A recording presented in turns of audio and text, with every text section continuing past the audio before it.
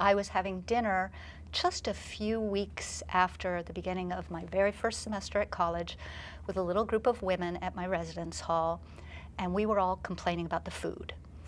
It was a safe topic, and we were going on, and all of a sudden, somebody at the table said, "I can't stand this anymore. You all are spoiled brats." She said, "I am on complete financial aid, including my travel. I think it is amazing that someone is feeding us all we can eat, 3 meals a day. We do not have to lift a finger to prepare or clean up or this food. And you all sicken me with your entitlement and complaining about all we've been given." And it was one of those situations where the world just turned for me, and I thought, not everybody grew up in my house with my life. People are different than I, and I've got to figure out that where I am and what that means. Yes. That could have been the most profound learning of my freshman year. Right. That some people think things are good when they're really bad, and some people think things are bad when they're really good. Or we're not all the same. Yes. And a sense of our own privilege. And those kinds of things you learn in genuine involvement across differences in ways that are uncomfortable. Parents, and educators for that matter, need to understand that discomfort is useful. We're not supposed to smooth it all over for students. That might make them comfortable and happy, but actually it won't make them confident, competent.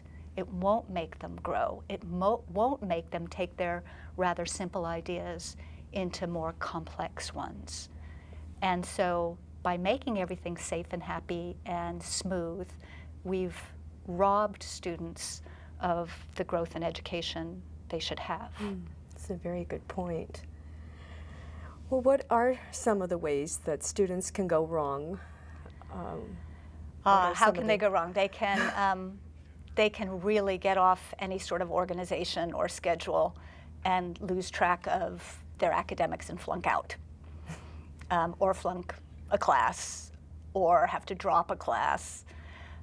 So academically, get yourself organized. Every class will hand out a syllabus, which is a calendar of everything that's to be done in that class and when it's due. This should be your Bible. There are a million organizational systems.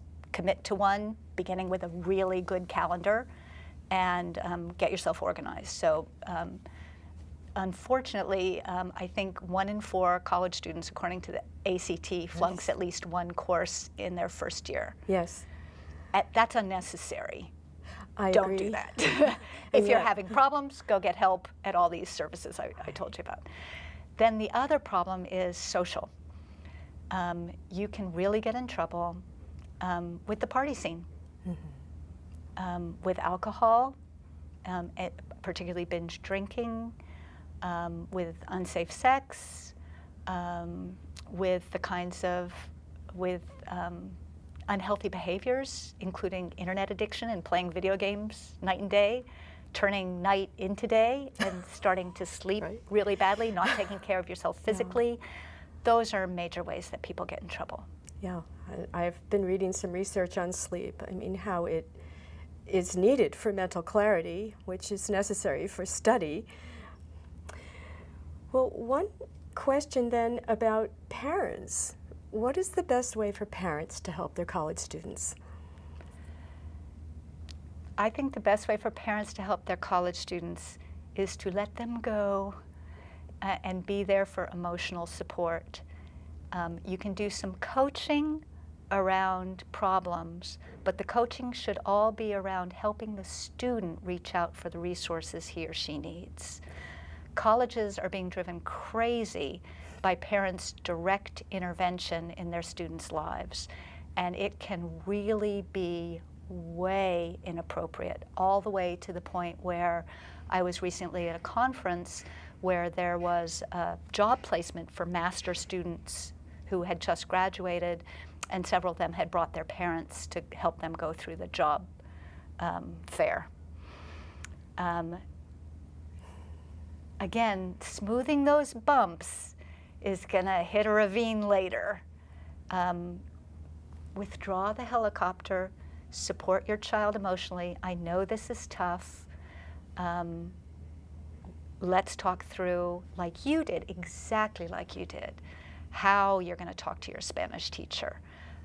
You don't have to, I'm not going to require you to do anything except for take the steps you need to solve this yourself. Same thing with roommate conflicts, all those kinds of things. The other thing I would tell parents is the process of exploration, both of identity and majors and potential careers, is worth going through.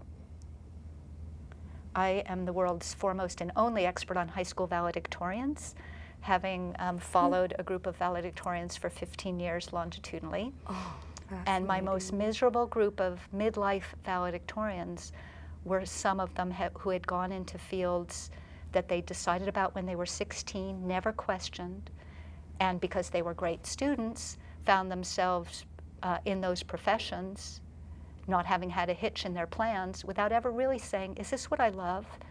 And is there anything better for me? So one of maybe the greatest things a student can do when they're in college is to find out who he or she is.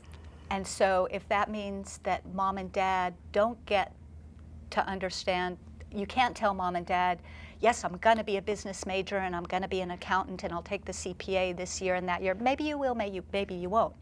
Mom and dad, I think I might want to be an accountant, but I'm also going to explore some other things as I go along. Yeah, yeah. Well, Karen, it's been great having you here today. You're a wealth of knowledge and information.